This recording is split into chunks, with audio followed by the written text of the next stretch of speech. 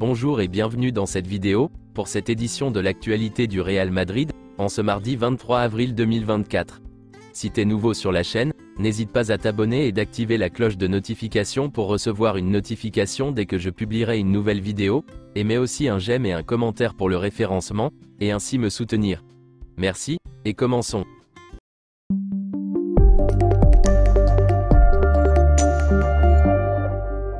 Dimanche soir, le Real Madrid a de nouveau offert une grande soirée au Santiago Bernabéu en signant une remontada lors du Classico. Après avoir décroché leur qualification pour les demi-finales à Manchester, les hommes d'Ancelotti ont fait parler leur ADN en renversant une rencontre lors de laquelle ils ont été menés à 2 reprises.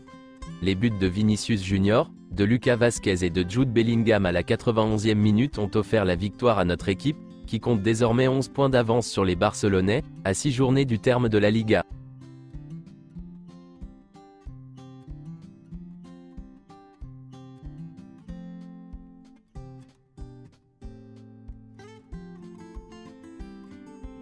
Carlo Ancelotti a analysé en salle de presse du Santiago Bernabéu la victoire du Real Madrid lors du Classico de la 32e journée de Liga. Voici ses déclarations. C'est une étape très importante pour gagner la Liga. Nous avons une belle avance, mais nous ne pouvons pas baisser les bras. Nous devons prendre encore quelques points, et ces matchs nous permettront de préparer les demi-finales de la Ligue des Champions. Vinicius n'aime pas sortir, il voulait continuer. Les attaquants ont fait un travail incroyable, surtout après le dernier match. Nous demandons toujours aux attaquants de défendre et de travailler pour l'équipe. Ils sont les plus rapides, ils essaient d'attaquer la profondeur, et ils dépensent beaucoup d'énergie. Je comprends qu'ils voulaient continuer, mais il fallait mettre des jambes fraîches. Bellingham est le but de la victoire. Jude Bellingham est arrivé au moment opportun. Il a fait beaucoup d'efforts durant le match, il a travaillé et il n'avait pas marqué depuis longtemps. Et ce soir il a marqué un but qui peut être fondamental pour la Liga. Le sens du sacrifice ?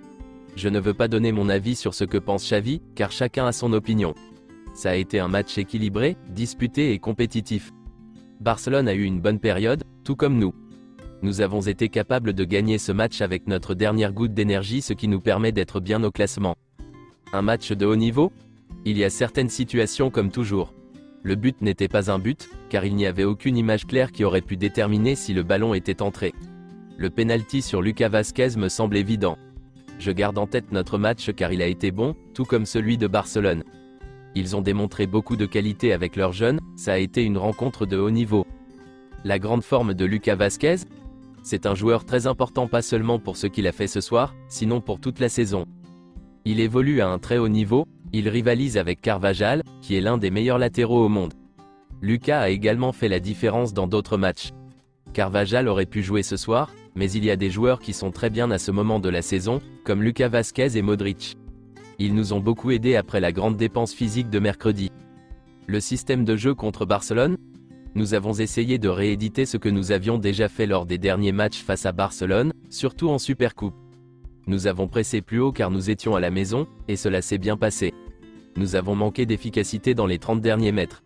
Nous avons trop joué sur les côtés en oubliant l'intérieur, où nous étions en supériorité. Ça a été une semaine spectaculaire et inoubliable et nous repartons avec. L'ADN du Real Madrid ? Nous avons été très bons, nous n'aurions pas pu être meilleurs et peu de monde pensait que nous en étions capables. Et comme d'habitude, nous n'avons pas baissé les bras. Une saison spectaculaire ? C'est une saison spectaculaire malgré les problèmes physiques. Il fallait voir si Barcelone méritait de gagner ce match. Le match nul aurait été correct, et il n'aurait pas été mauvais pour nous. Les aspects clés du match ? Quand nous sommes revenus à 2-2, Barcelone a essayé de mettre des joueurs devant et a perdu son équilibre. Nous avons alors eu des transitions plus faciles, et sur l'une d'elles nous avons marqué le 3e but. Vinicius aurait pu marquer avant sur une action avec Lunin. Le grand soutien des Madrilènes ? Il y a une bonne connexion entre notre stade et notre public. C'est un public qui a la même envie et le même enthousiasme que nous. Cette connexion nous a aidés, nous aide et nous aidera. La récupération des joueurs ? Nous allons maintenant essayer de récupérer le mieux possible. Nous avons préféré laisser Nacho et Mendy au repos, ils n'ont pas réussi à récupérer. Pour préparer la fin de saison, il faut commencer par gagner les matchs que nous devons jouer, et nous devons commencer par le match de vendredi.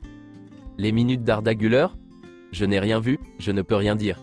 J'ai célébré avec mon staff technique, nous évaluerons tout cela avec calme, et Arda Güler aura les minutes qu'il souhaite. La star du tennis Novak Djokovic, Le joueur qui a remporté le plus de titres du Grand Chelem de l'histoire, qui est 24, Tom Brady. Le joueur de football américain avec le plus de trophées NFL, qui est 7, et l'acteur Andy Garcia, ont regardé le Clásico au Santiago Bernabéu. Tous les trois ont profité du match contre Barcelone depuis la loge présidentielle de notre stade, où ils ont été accueillis par le président Florentino Pérez. Voici quelques déclarations des deux. Novak Djokovic. Le Santiago Bernabéu est le plus beau stade du monde. Tom Brady. Le Bernabéu est incroyable.